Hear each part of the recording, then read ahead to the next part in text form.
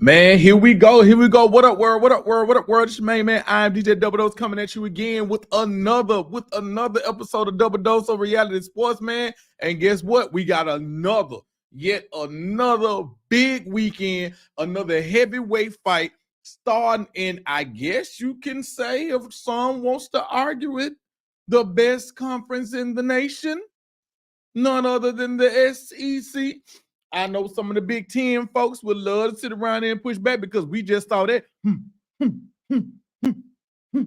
We just saw that heavyweight fight last week with Ohio State and Oregon, and we saw it came down to the end, man. So we talked about it on the live, so we really ain't got to talk about last week. Just know that for one of the biggest weekends in college football, the one that we all had circled on our calendar, it did not disappoint. It was a great Saturday of football. I had the quad box going. I had games up at 4 at a time. It was a lot to consume, but it was awesome. But we have now closed the book, turned the page, and you know what time it is, man. Listen, this was supposed to have been a matchup of two undefeated teams. Well, one came into the situation with that record, while the other went to Tuscaloosa and got Jalen Milroe and Wayne Williams. You know what I'm saying? But we not gonna digress about you, Georgia, yet again, and yet again versus Alabama. We talked about that a couple weeks ago. No point in bringing that back up again. We are here. We are now. It is Texas versus Georgia in Austin. Georgia's back on the road yet again. On the road again. They just can't wait to get back on that road again. I'm just going to say this. At one point in time, somebody might say, because Kirby has the national championships, he has the edge, the coaching edge, so to speak. But you look at Sark. Right now, he hot. He got the big game edge, so to speak. And I know you say, Ben, what do you mean he got the big game edge? Kirby got a championship. Just follow me. Last year, when we said Texas was on the rise, in order for them to prove to us that they were headed in that direction, they needed to go into Tuscaloosa and pull out the victory. What did they do? Go into Tuscaloosa. And it wasn't a last-second win either. They won that game pretty handedly. Fast forward, they did lose to Oklahoma in the regular season, but they made it to the playoffs. Okay. This year, big game Sark, defending national champions, Michigan Wolverines, had to go to the big house. Well over 100,000 people in the building. And what did big game Sark do? He went in there and he went in there and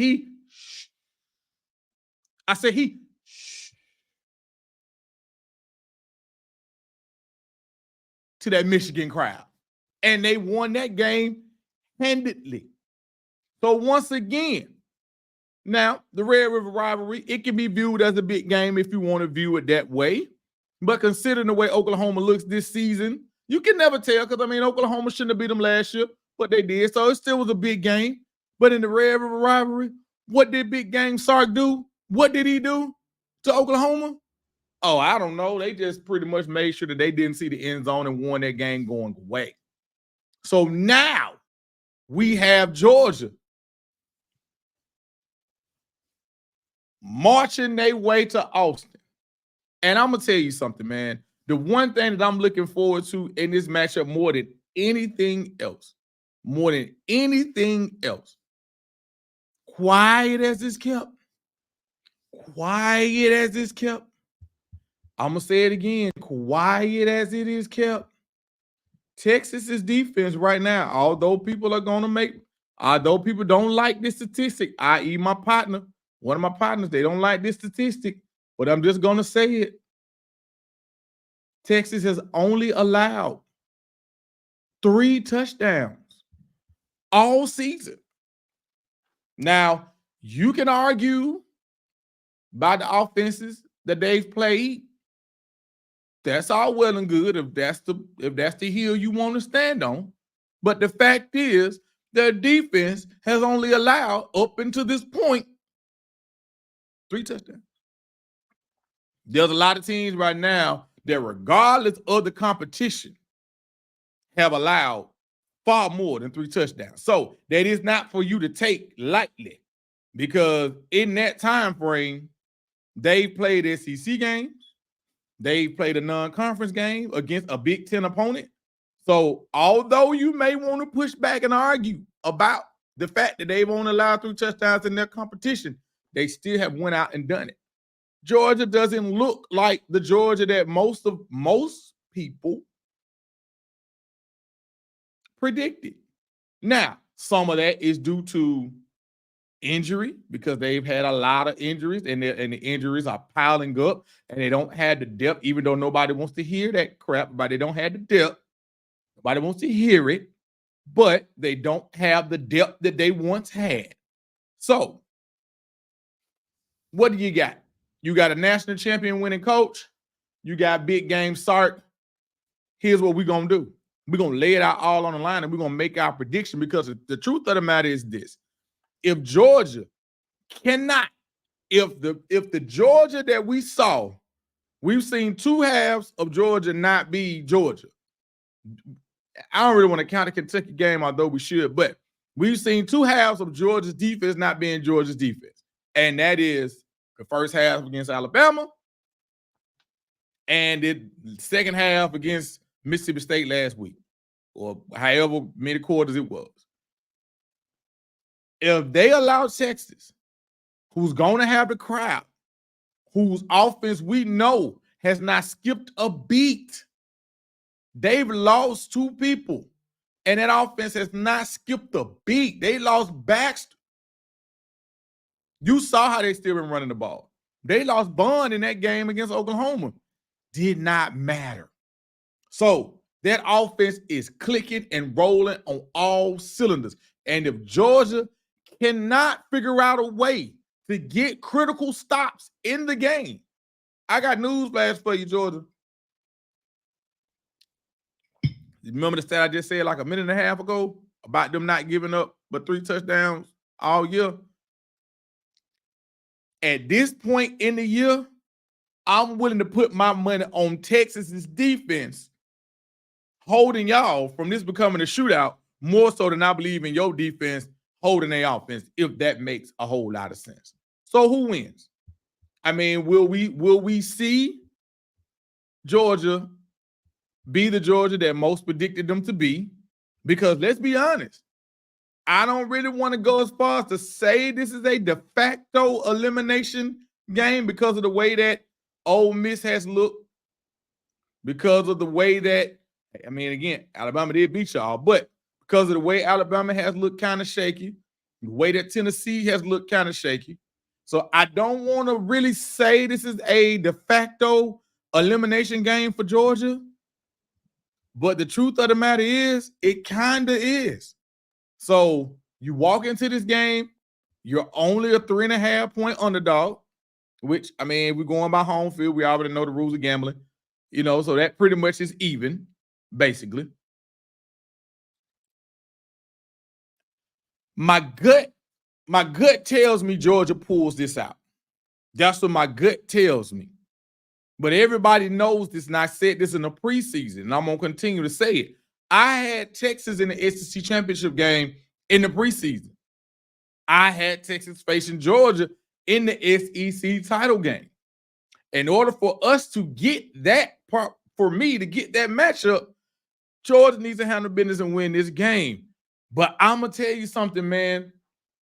I don't like to do this often, but in this particular situation, I'm going to do it, man. I think I see something different in Texas. I think that Sark knows what he wants to do. I think that he understands the implications and what this would mean. Now, of course, if they lose, it really doesn't mean too much. I mean, it would just be their first loss. And I don't think that, and I've said it once and twice, that I don't think nobody's going to go unscathed this year. I think everybody's going to have a loss at some point. And if there was going to be a loss, this would be the one that Texas would probably slip up and get. But God damn it. But damn it. In this matchup between Texas and Georgia, Quinn Ewers is back. Home field advantage. I like the way Sark is willing and dealing. Georgia's secondary is still looking kind of sketchy. The last time we seen them really get tested, they got tested. I think they're a little shell-shocked. Give me them Texas Longhorns to go ahead and knock off the Georgia Bulldogs in this matchup. And I'm saying that with full confidence. Now, although I think they're going to knock them out in this matchup, it could go either way. So I would not be surprised if Georgia pulls this off. But right now, in this moment, with the injuries, still not knowing everybody who's going to be back for Georgia, who's going to be healthy, give me the Texas Longhorns to knock off the Georgia Bulldogs, and I got them covering. So that's a big piece of your gambling budget for the weekend. I would take Texas 3.5 all day, every day. Matter of fact, if you even want a safer one, because this is what I'm putting on my ticket. If you want a safer one, the over and under is 55.5. So honestly and truly, I think they comfortably clear 55.5. So if you want to be safe, just take the over 55.5. Next matchup, Tennessee versus Alabama. This one is more intriguing than all of them, than the three that we're really going to talk about. You know why? You know why? Because when you look at Tennessee, we'll start with Tennessee first. When you look at Tennessee, which version of Tennessee are we going to get? Which version of Tennessee are we going to get? I mean, because they have not looked the way that we all expected them to look. That loss to Arkansas was an ugly loss. Alabama comes in here with a terrible loss of Vandy and an ugly win versus South Carolina. But I want to focus on the Tennessee part just a little bit, because I think that Tennessee's problems can be fixed.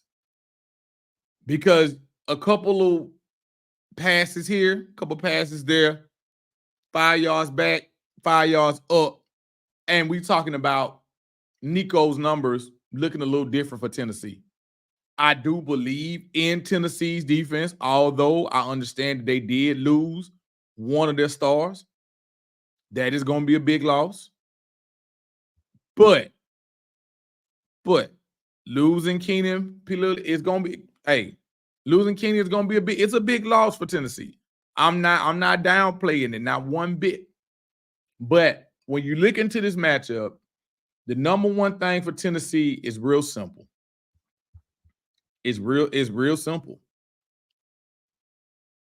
Alabama has almost resorted to, fuck it, he down there somewhere. Ryan Williams is down there somewhere.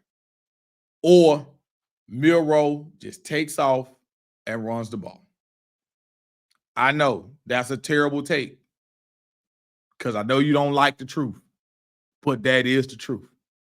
We talked about the Alabama wide receiver room in the preseason. We talked about it. We talked about how it hasn't been looking like it did in years past. Nothing is more clear than the fact that a 17-year-old kid, without a shadow of a doubt, is your best wide receiver. I get it. Bond left. I get it. Bond left and he went to Texas. But still, a 17-year-old kid is your best wide receiver. Coming off arguably his worst game of the season. And now he has to go into Neyland Stadium. I know you want to say, well, he already played one road game because he played Vandy on the road. Nashville and Knoxville are two different places, people. The majority of people in that Vanderbilt game was Alabama fans, and y'all know this. Neyland is a whole nother animal. Neyland is a whole nother animal. It's 100,000 orange and white fans screaming. Milroe hasn't looked great when he's been on the road. So you factor in Milroe on the road, and you factor in this kid in a true, real, on the road, hostile environment. Vandy was never hostile. I mean, it's Vanderbilt. It's Vandy. This is going to be, when they played Georgia again, they were at home. They just played South Carolina last week. They're at home. This is going to be the first of two very hostile environments. And we don't know. We don't know how. We've seen Milroe on the road. He doesn't look great when he's on the road.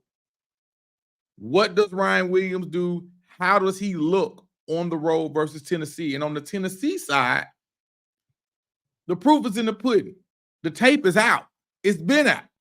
Alabama secondary is very young and very inexperienced. Or inexperienced, whichever adjective you want to put to it. It's not good. Let's just say that. Bama fans already want the damn defensive coordinator fired. So I'm not making this up. Not making this up. The secondary has been having people running butt naked all season. They've been having people running butt naked through their secondary all season long. And now you have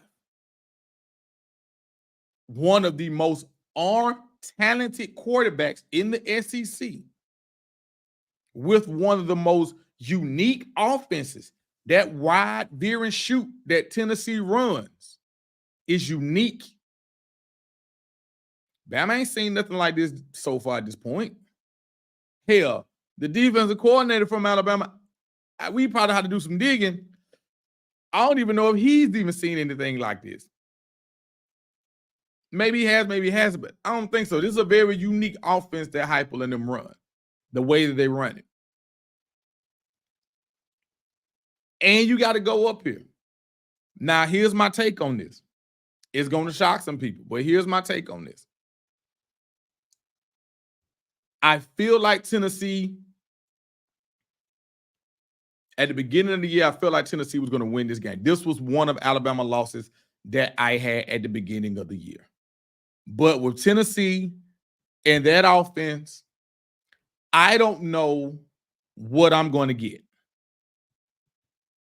With Alabama, from what we've seen so far through the season, I know what I'm going to get. I know what I'm going to get. Defense going to be a little shaky, but that offense going to put up 30 points. And with you losing arguably one of your best defenders for this game, I know this is going to sound crazy, but I believe in trusting what my eyes have seen versus what my eyes have not this season. And the one thing that I have seen is Alabama score 30. The one thing that worries me about Tennessee is which version of Tennessee are we going to get? Because I'm here to tell you, early on, they looked great against nobodies. Chattanooga, they scored 69. NC State, they scored 51. Kansas State, they scored 71.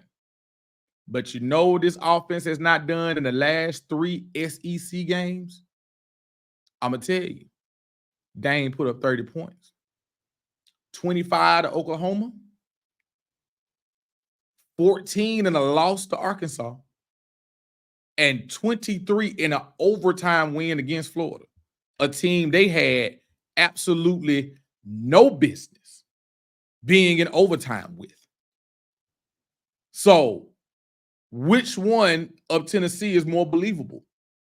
The 3 non-conference games where they were high flying, or the 3 SEC games where they couldn't even, one of them, they didn't even score 20. And that was in a loss. And the other 2, hell, it took you overtime to get 20 in that one against Florida.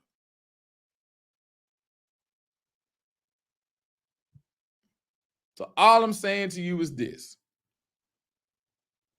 And the matchup between Alabama and Tennessee right now, hey man, I like Alabama's offense a whole lot better than I like Tennessee's unknown. So in this matchup, would I be surprised if Tennessee pulls this off? Hell no, I wouldn't, because their Alabama secondary can't stop a nosebleed. So I wouldn't be surprised. But for purposes of picking the games, give me Alabama over the Tennessee Volunteers. Right now, Alabama is a road. Hold on, if I'm not mistaken, let me make sure I say it right. I want to make sure I always give my gambling people their right information. Alabama is a road favorite by 3. The over and under in this game as well, the way it looked when it opened at 55.5, I think right now is at 56.5. The over and under is 56.5. So again, this is another one that has shootout written all over it, kind of, sort of. So if you want to probably go on the gambling end, I'd probably lean on the over with this one as well, if that's the route you want to go. But give me Alabama over Tennessee in this matchup. It could even come down to a last-minute field goal, but I just feel like I'm just going to trust what my eyes have seen with Alabama versus the unknown of Tennessee, and I'm taking the Tide to beat Tennessee and probably get their ass on up out of the top 25. Last game we're going to speak on the show, the last big one that we got, the Heart Attack Kids.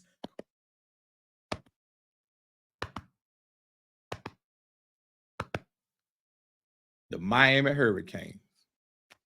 Louisville.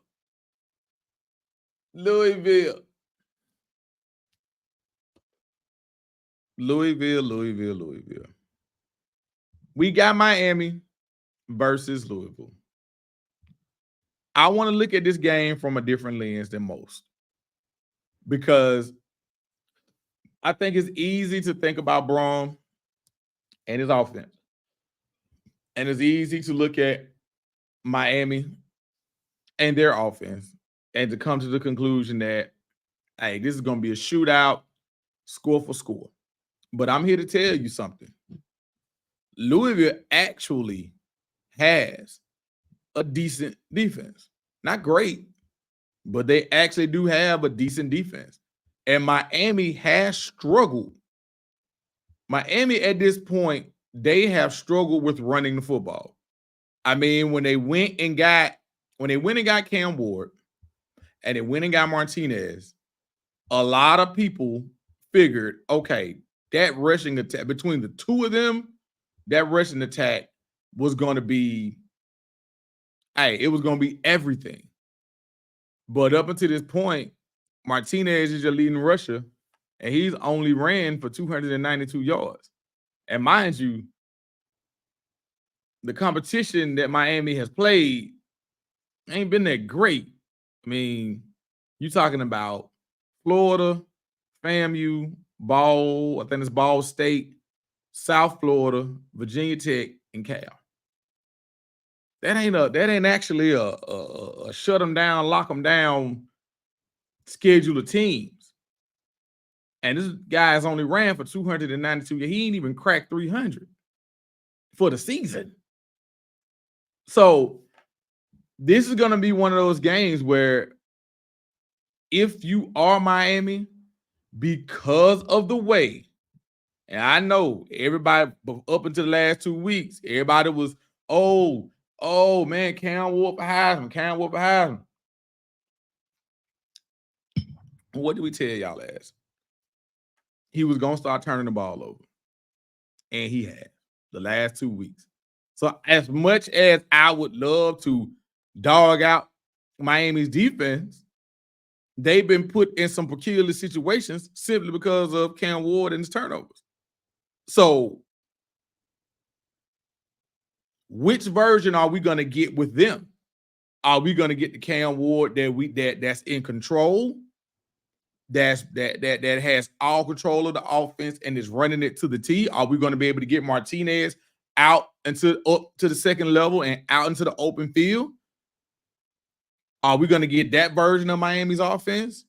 Or are we going to get the turnover Cam Ward? Because I'm here to tell you, unlike those scenes that they've played so far this year, he gets to turn the ball over against Louisville 2 and 3 times.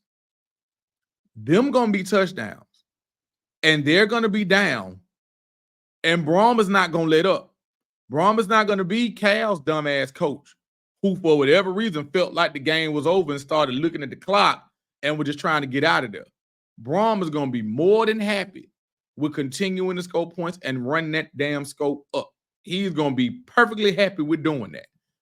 And from the Louisville standpoint, can you continue the success that you've had with Isaac Brown, your running back? Because on the contrary, on the flip side, as we talked about Martinez, the Browns ran for over 500 yards and 3 touchdowns this year.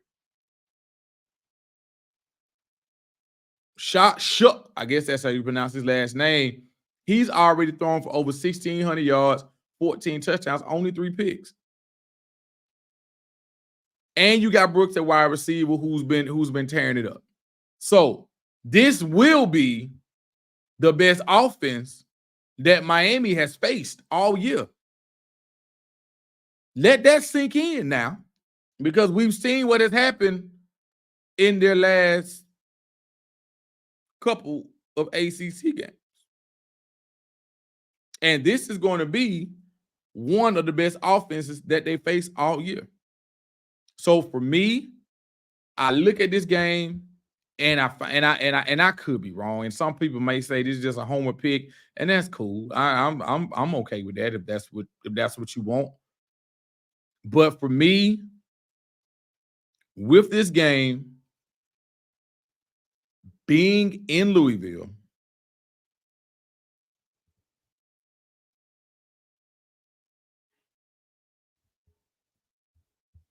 Miami's coming off a bye, and we've seen how they look the last couple of weeks. At some point, the refs can't help you. Luck can't help you. Some point, you are who you are. And if you are the 6-0 version that you are right now, and you want to be who you claim you're going to be, then you should have no problem winning this game. I deep down feel like you are more of the version that has been bailed out for the last couple of weeks. And as they say, time waits for no man. And the time of your luck is going to run out on the road in Louisville. Give me the Louisville Cardinals over the Miami Hurricanes, giving them their first and maybe not the last loss of the season. Those are the 3 big games for the week, people. Thank you for rocking with us. Continue to support the live. We will be live again Saturday night to give the instant reaction. As you saw last week, the live went crazy. We had a lot of people chiming in, especially our LSU folks. They had a lot to say. And I got a feeling we're going to have a lot to say, especially if Alabama don't handle their business. We're going to have a lot more people with a lot to say, man. So thank you so much for the support, man. I love the way y'all supporting the live. Continue to support the channel. As I've noticed from the numbers, a lot of people that watch my show, man, y'all are not subscribed, man. So please make sure, tell a friend and tell a friend. Make sure that you like and subscribe, man. Make sure you do that, man. And also, man, continue to follow the network, man. The Post Network on the Roku app, on the Roku device, man. Make sure that you follow the show, man, because also that's just another way to see me and a bunch of other amazing shows that we got on the network, man. So I just want to say, man, thank you, man. Live, laugh, and love, man. Live your life to the fullest. Love on the people that love you back. Find you something to laugh at each and every day. And I'm out.